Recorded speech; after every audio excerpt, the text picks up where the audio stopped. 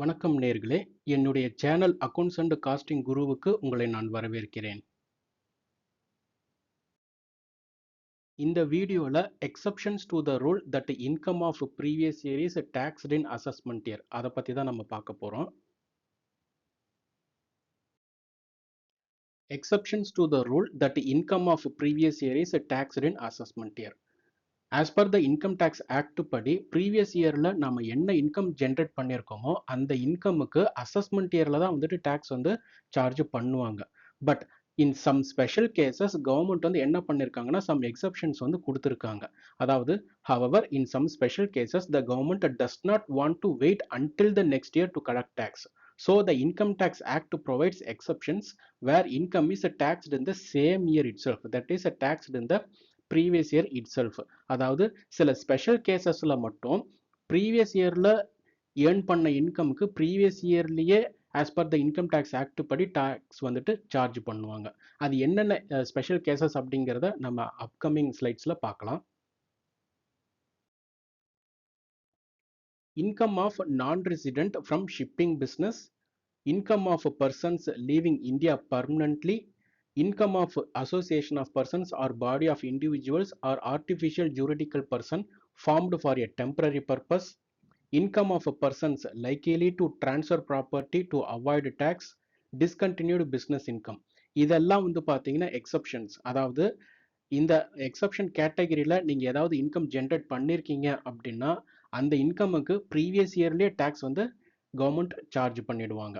So இதை பற்றி நம்ம டீட்டெயில்டாக அப்கமிங் ஸ்லைட்ஸில் பார்க்கலாம். Income of non-resident from shipping business.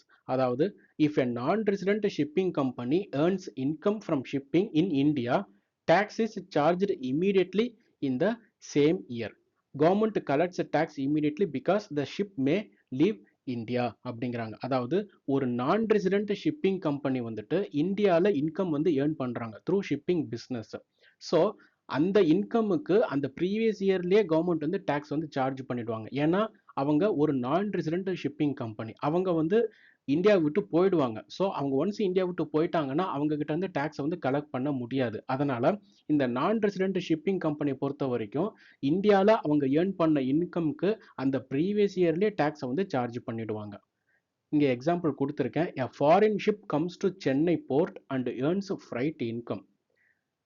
10 lakhs வந்து இன்கம் ஏர்ன் பண்ணியிருக்காங்க. Government cannot wait till next year. Tax is collected before ship leaves India. So tax is charge in same year. அதாவது ஒரு ஃபாரின் ஷிப் வந்துட்டு சென்னை போர்ட்டுக்கு வந்திருக்கு, அவங்க வந்து fried income earn பண்ணியிருக்காங்க எங்கே இந்தியாவில். எவ்வளோனா 10 lakhs வந்துட்டு இந்தியாவில் ஏர்ன் பண்ணியிருக்காங்க த்ரூ ஷிப்பிங் பிஸ்னஸ்.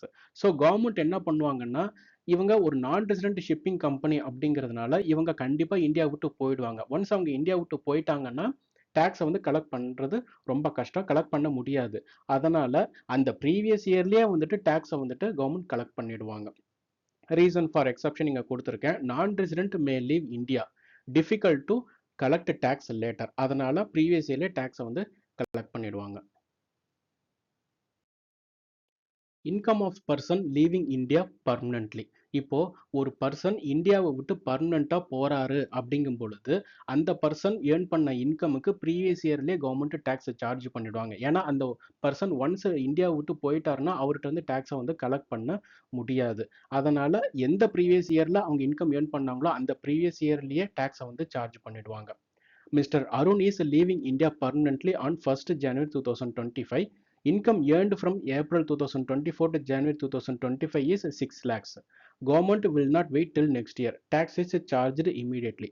அருண் வந்து என்னன்னா 1st January 2025ல பர்மனெண்ட்டாக இந்தியா விட்டு போறாரு. அதனால period April 2024 to 1st January 2025 வரைக்கும் அவர் ஏர்ன் பண்ண இன்கம் வந்து 6 lakhs. இந்த 6 lakhsக்கு அந்த ப்ரீவியஸ் இயர்லேயே, அதாவது April 2024 to January 2025, 1st January 2025 வரைக்கும் வந்து பார்த்தீங்கன்னா ப்ரீவியஸ் இயர் தான். அந்த ப்ரீவியஸ் இயர்லேயே டேக்ஸை வந்து கலெக்ட் பண்ணிப்பாங்க. அசஸ்மெண்ட் இயர் வரைக்கும் வெயிட் பண்ண மாட்டாங்க. ஏன்னா அவங்களால டேக்ஸ் வந்து கலெக்ட் பண்ண முடியாது. It is a risk. ஏன்னா அந்த பர்சன் திரும்ப வந்து இந்தியாவுக்கு வருவாரா வரமாட்டாரா அப்படிங்கிறது வந்துட்டு கவர்மெண்ட்டுக்கே தெரியாது. Income of AOP or BOI or artificial juridical person formed for short period. அதாவது இப்போ ஒரு அசோசியேஷன் ஆஃப் பர்சன் அல்லது பாடி ஆஃப் இண்டிவிஜுவல்ஸ் வந்துட்டு ஒரு டெம்பரரி பர்பஸ், ஒரு காமன் அப்ஜெக்டிவாக வந்துட்டு ஒரு கிரியேட் ஆயிருக்காங்க. அந்த பர்பஸ், அந்த அப்ஜெக்டிவ் அவங்க ஃபுல்ஃபில் பண்ணனதுக்கு அப்புறம் வந்து பார்த்தீங்கன்னா அவங்க கலைஞ்சிருவாங்க. ஸோ அசஸ்மெண்ட் இயர் வரைக்கும் வெயிட் பண்ணிட்டு இருக்காம ப்ரீவியஸ் இயர்லேயே வந்துட்டு டேக்ஸ் வந்து கவர்மெண்ட் வந்து கலெக்ட் பண்ணிடுவாங்க. இங்கே ஒரு உதாரணம் கொடுத்துருக்கேன். 5 people form a group to conduct one exhibition. Profit வந்து பார்த்தீங்கன்னா 5 lakhs. After exhibition group ends. Government taxes immediately. அதாவது ஒரு 5 பேர் சேர்ந்து என்ன பண்ணியிருக்காங்கன்னா ஒரு எக்ஸிபிஷன் வந்து கண்டக்ட் பண்ணுறாங்க. அந்த எக்ஸிபிஷன்னால அவங்களுக்கு வந்துட்டு கிட்டத்தட்ட 5 லட்ச ரூபா லாபம் வந்து கிடைச்சிருக்கு. அந்த எக்ஸிபிஷன் வந்து பார்த்தீங்கன்னா ஒரு காமன் அப்ஜெக்டிவ். அந்த அப்ஜெக்டிவ் வந்து ஃபுல்ஃபில் ஆனதுக்கு அப்புறம் இந்த 5 பேர் வந்து கலைஞ்சிருவாங்க. ஸோ இவங்க கவர்மெண்ட் வந்து என்ன பண்ணுவாங்கன்னா அசஸ்மெண்ட் இயர் வரைக்கும் வெயிட் பண்ணிட்டு இருக்க மாட்டாங்க. ஸோ எந்த ப்ரீவியஸ் இயரில் அவங்க இந்த ப்ராஃபிட்டை ஏர்ன் பண்ணாங்களோ அந்த ப்ரீவியஸ் இயர்லேயே டேக்ஸை வந்து கலெக்ட் பண்ணிடுவாங்க. ஏன்னா இது வந்து இந்த குரூப் ஆஃப் பர்சன்ஸ் வந்துட்டு ஒரு காமன் அப்ஜெக்டிவ்காக மட்டும்தான் வந்துட்டு கிரியேட் ஆயிருக்காங்க, ஒரு அசோசியேஷனாக வந்துட்டு ஃபார்ம் ஆயிருக்காங்க. ஸோ அவங்க அந்த காமன் அப்ஜெக்டிவ் அச்சீவ் ஆனதுக்கு அப்புறம் கலைஞ்சிருவாங்க. ஸோ கவர்மெண்ட் வந்துட்டு அவங்க கிட்ட வந்து இந்த டேக்ஸை வந்து கலெக்ட் பண்ணுறது சிரமமாயிடும். ஸோ அவங்க அசஸ்மெண்ட் இயர் வரைக்கும் வெயிட் பண்ண மாட்டாங்க. Income of person likely to transfer property to avoid tax. அதாவது ரூல் என்ன சொல்லியிருக்காங்கன்னா, if assessing officer believes that a person may transfer property to avoid tax, tax can be charged immediately. ஒரு example கொடுத்துருக்கேன். Mister B plans to sell property and leave India. Income earned வந்து பார்த்தீங்கன்னா 20 lakhs. Officer suspects tax avoidance, tax will B charged immediately. இது எதுக்காக அப்படின்னா, இப்போ இந்த person mister B வந்து பார்த்தீங்கன்னா அவர் வந்து இந்தியா விட்டு போகிற ஐடியாவில் இருக்காரு. அதனால அவர் என்ன பண்ணுறாருன்னா அவர்கிட்ட இருக்க ப்ராப்பர்ட்டியை வந்துட்டு சேல் பண்ணுறாரு. அந்த ப்ராப்பர்ட்டியை சேல் பண்ணதுனால அவருக்கு வந்துட்டு ஒரு 20 lakhs வந்துட்டு ப்ராஃபிட் கிடைச்சிருக்கு. இப்போ அசஸிங் ஆஃபீஸருக்கு வந்துட்டு ஒரு டவுட் இருக்குது, இந்த பர்சன் வந்துட்டு இந்தியா விட்டு போகிறதுக்கு உண்டான வாய்ப்பு இருக்குது அப்படிங்கிறதுனால அந்த டேக்ஸை வந்து கலெக்ட் பண்ண முடியாமல் போயிடும். அது வந்து it is a tax avoidance அல்லது டேக்ஸ் ஈவேஷனாக தான் வந்து ட்ரீட் பண்ணுவாங்க. ஸோ அதனால அந்த ப்ரீவியஸ் இயர்லேயே டேக்ஸை வந்து கலெக்ட் பண்ணிடுவாங்க. அசஸ்மெண்ட் இயர் வரைக்கும் வெயிட் பண்ணிட்டு இருக்க மாட்டாங்க. ஏன்னா அந்த பர்சனே வந்துட்டு இந்தியா விட்டு போகணும் அப்படிங்கிற ஒரு காரணத்துக்காக தான் வந்து ப்ராப்பர்ட்டியே வந்துட்டு விற்கிறாரு. ஸோ இதனால என்ன ஆகும்னா டேக்ஸ் அவாய்டன்ஸ், இந்த பர்சன் வந்து டேக்ஸ் வந்து அவாய்ட் பண்ண பார்க்குறாரு. ஸோ அசஸ்மெண்ட் இயருக்காக வெயிட் பண்ணாமல் ப்ரீவியஸ் இயர்லேயே அந்த அசஸிங் ஆஃபீஸர் வந்துட்டு டேக்ஸை வந்து கலெக்ட் பண்ணிடுவார். Discontinued business. இப்போ ஒரு பிஸ்னஸ் வந்துட்டு ரன் பண்ணிக்கிட்டு இருக்காங்க. பட் அந்த பிஸ்னஸை வந்துட்டு ஸ்டாப் பண்ணுற ஐடியாவில் இருக்காங்க.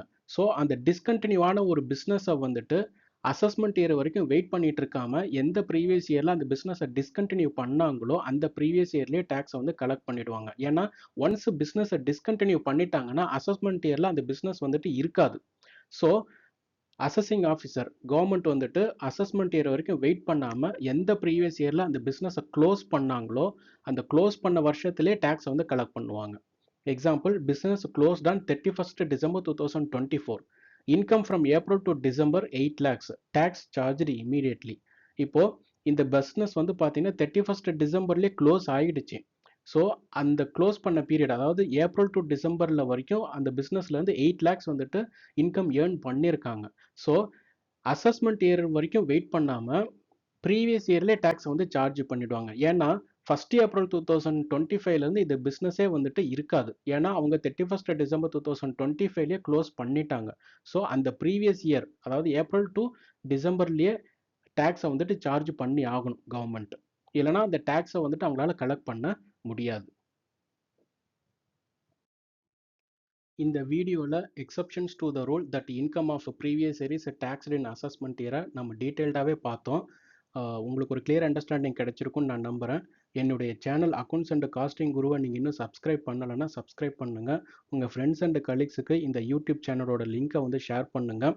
இந்த வீடியோ பிடிச்சிருந்துன்னா கமெண்ட் பண்ணுங்கள், லைக் பண்ணுங்கள். உங்களுடைய சப்போர்ட் எப்பவும் எனக்கு தேவை. தேங்க்யூ.